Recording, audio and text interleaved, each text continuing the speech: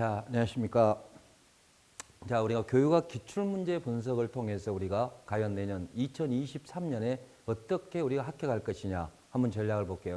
자, 우리가 교육학에 기출문제 분석은 크게 양면적으로 들어가야 됩니다. 뭔 말이냐 하면요. 우리가 대체적으로 2012년 정도인가 왔을 때 우리가 대체적으로 전면적으로 국어 교육에 대한 우리가 과목 개편을 갖고 오게 됩니다. 그래서 그 전까지는 대부분 행정학이나 행정법이라든지 전공에 관련된 문제가 출제되다가 2012년 이명박 정부 때 와서 우리가 뭡니까? 고등학교 과정, 예를 들어서 수학이나 사회, 작년까지 이렇게 적용이 됐죠. 근데 그때 우리가 그 과정을 보게 되면 교육학은 전국에 우리가 15개 시도에서 출제된 문제가 모두가 각양각색이었습니다. 그래서 무려 1년에 지방직은 300문제가 쏟아지게 되죠. 우리나라 전국의 시도를 합하면 15개가 됩니다. 이때 가장 심각한 문제가 전형 동안 구석에서 문제가 출제되는 사례가 많았다라고 볼 수가 있습니다. 그런데 이것이 이제 우리가 여러분 연결하는 과정에서 전국에 이제 과목 개편이 오면서 전국의 교육행정 교육학 문제가 통일돼 버립니다. 그래서 매년 출제되던 300문제가 이제 20문제밖에 출제되지 않고 있다는 거야. 그렇기 때문에 문제를 출제하는 과정에서 이제 개편된 이후에 20문제는 아주 중요한 것만이 출제되게 됩니다. 그래서 여러분이 기출문제를 분석해 보면요. 16문제에서 17문제는 유사하게 출제가 됩니다. 그러면 16개를 다 맞춘다 해도 80점밖에 되지 않죠. 근데 올해 기준을 하게 되면요. 교육학은 대부분이 90, 95점 이상이 합격선에 들어왔습니다. 자, 그런 걸 봤을 때 기출문제 분석을 통해서 보통 우리가 16문제에서 17문제를 우리는 맞힐 수가 있다는 거죠.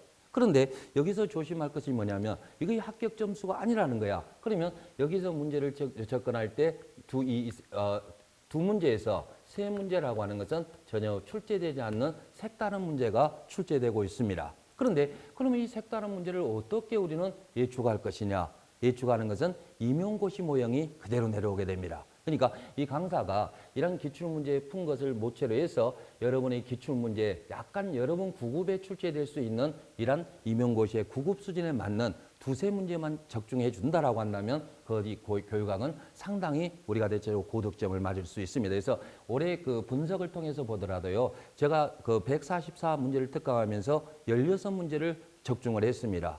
이건 확인해 봐도 알겠지만 근데 왜 그런 현상이냐면 대부분의 이 기출문제가 대체적으로 출제되면 유사하게 출제됩니다. 유사하게 출제된다는 것은 보통 2에서 3년 단위로 문제가 돌아가면서 출제됩니다. 예를 들어서 한번 볼까요? 우리가 문제를 접근하는 과정에서 피아제 이론이라고 들어봤죠. 피아제 이론이 이와 빛꽃축기 이론을 접목할 때 2017년에 국가직에서 출제됩니다. 그러면 2020년에 다시 문제가 출제되는 과정에서 지방지구에서 또 출제됩니다. 그럼 지금 2021년, 2022년 지금 전혀 미출제됐다라고 한다면 이 부분에 대한 교육 심리에서 가장 유력한 문제는 피아제와 빛꽃축기가 될 확률이 높다는 겁니다. 반드시는 아닙니다. 저는 출제원이 아니기 때문에 그런데 한 26년 하면서 느끼는 것은 구급은 문제가 돌고 도는 유사적인 문제가 있다는 거야. 그런데 여기서 이제 문제가 동일하게 나온다면 여러분이 학원에 다닐 필요가 없겠죠. 기출문제 사가지고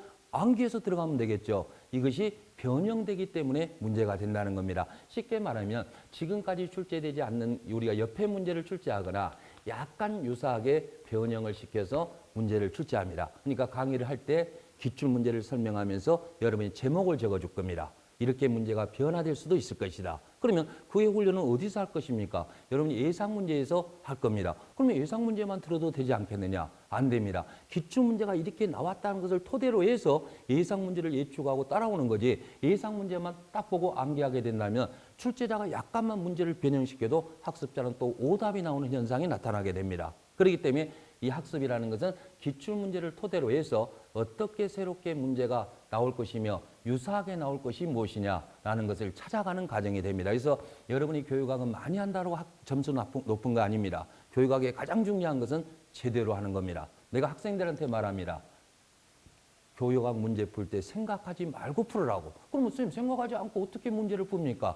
생각나는 대로 풀으라는 겁니다. 그 생각나는 대로 풀으라는 것은 그 정도 강사가 중요하다고 계속적으로 학생들에게 역사라고 주입했던 내용이 답으로 떨어지는 거지, 단 한 번도 문제가 들어보지 못한 것을 답을 떨어내기는 어렵다라고 설명하게 돼요. 그러면 왜 그럴까? 기출문제를 공부하는 것은 우리가 대체적으로 봐요. 여러분이 문제를 제시하는 과정에서 이 파트에서 프로이드가 이미 여러분이 문제를 제시할 때 프로이드가 2022년에 출제됐잖아요. 그러면 이 발달 이론에서는 여러분이 에릭슨이라든지 콜버그도 있습니다만은 가장 발달 이론의 양대 맥은 삐아제와 비코츠키가 되는 겁니다. 그렇기 때문에 지금 2, 3년 동안 나오지 않았다면 이 기출 문제를 철저히 분석해서 우리가 문제가 빠져나갈 수 있는 예상 문제까지를 대비하면 우리는 교육심리학의 4문제에서 5문제가 출제됩니다만은 한 문제를 맞힐 수가 있습니다. 이런 거 있죠. 그러면 두 번째는 뭐냐 그러면 똑같은 스타일이에요. 기출문제를 공부해야 될 근본적 이유는 합격하고자 하는 공부라는 거죠. 그 두 번째 예를 한번 들어볼까요? 문제를 제시하는 과정에서 지능이론을 한번 설명해 볼까요? 자, 지능이론에 대해서는 수피어만 공부하는 사람 다 들어봤을 거야. 서스턴, 쏜다이크라든지 길포드라든지 캐텔이라든지 아니면 여러분 가드너와 스탠버거 다 들어봤을 겁니다. 그러면 스탠버거와 가드너가 중요한 이유는 전통적 이론과 다른 접근이라는 거야. 그래서 문제를 접근할 때 대부분이 전통적 지능이론은 모든 문제가 다 지금 출제된 상태고 내리막길을 타고 있다는 거야. 그러면 2022년에 문제를 접근하는 과정에서 지방직에서 가드너가 출제됐다는 거예요. 그러면 이 가드너는 거의 2, 3년 동안 출제되지 않습니다. 반드시는 아닙니다만은 그러면 여기서 우리는 어디로 접근할 것이냐? 왜 기출문제를 들어요? 양을 줄여주고 적중률이 높아지는 거죠. 그러면 이 가드너를 대신해서 스탠버그가 문제를 갖다가 출제할 확률이 높게 나타납니다. 그러면 스탠버그의 출제는 전혀 출제되지 않았냐?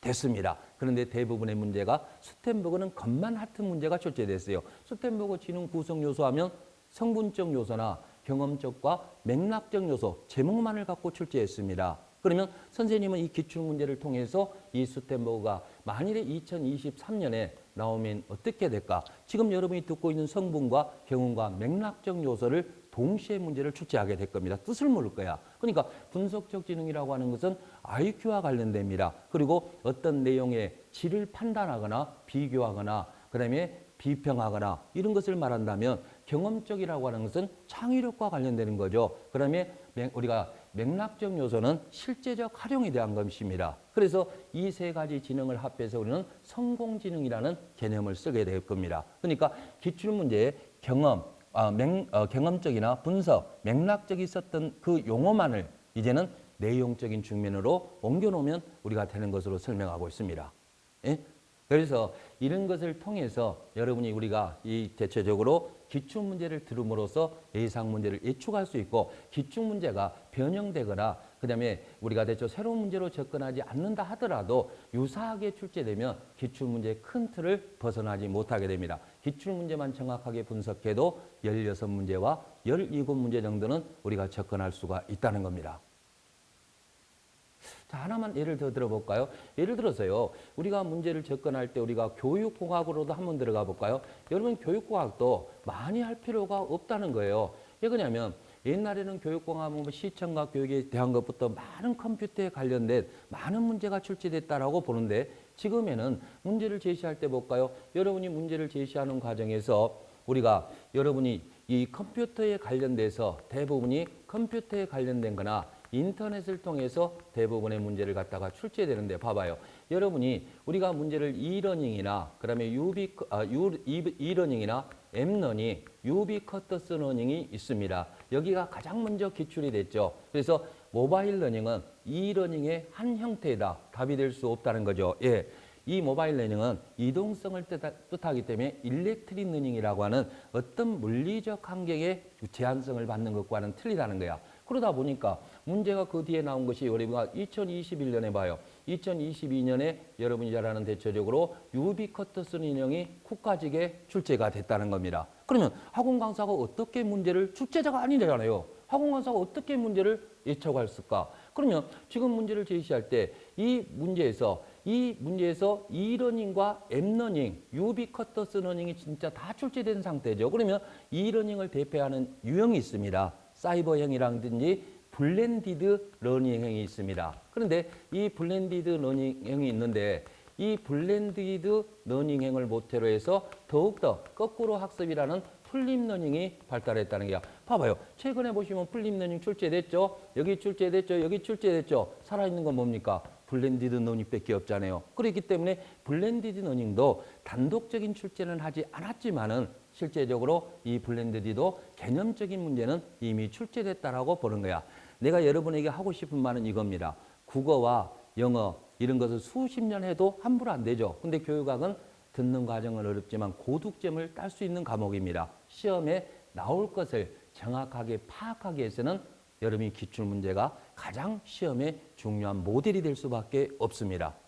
알겠습니까? 그것을 위해서 우리가 최선의 노력을 다하기 위해서는 합격하기 위해서는 기출문제 분석과 그다음에 그에 따른 2023년 예상 문제를 접근하면서 교육학은 최소한 90점 이상의 고득점을 올려야지 합격할 수 있습니다. 자, 들어줘서 고맙습니다.